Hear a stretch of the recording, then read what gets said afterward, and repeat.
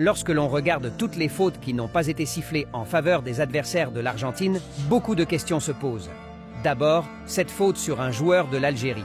Le contact est très violent. Beaucoup ont pensé que cela méritait un carton rouge direct, mais l'arbitre n'a rien sifflé. Regardez ensuite cette action contre le Cap-Vert. Un joueur est clairement écrasé sur le pied. Au minimum, cela semblait mériter un carton jaune. Les joueurs protestent, mais l'arbitre ne change pas sa décision.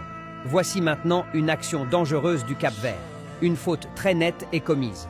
Un coup franc aurait dû être accordé, mais l'arbitre laisse encore le jeu se poursuivre. Et ce n'est pas seulement lors de cette Coupe du Monde. Revenons au Qatar 2022.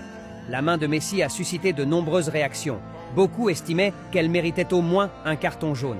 Messi discute avec l'arbitre, mais aucune sanction n'est donnée. Van Dijk n'en revenait pas. Autre action contre les Pays-Bas. Messi tacle son adversaire, récupère le ballon, puis envoie le ballon en direction du banc néerlandais. Les remplaçants des Pays-Bas explosent de colère et réclament un carton rouge. L'arbitre ne siffle toujours rien.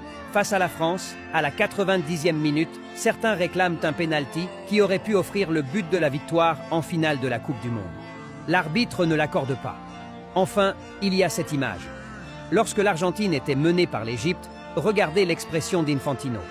Puis, lorsque l'Argentine renverse le score, son visage semble changer. Certains affirment que la Coupe du Monde est truquée. D'autres pensent qu'il s'agit simplement d'erreurs d'arbitrage. Et vous, qu'en pensez-vous ?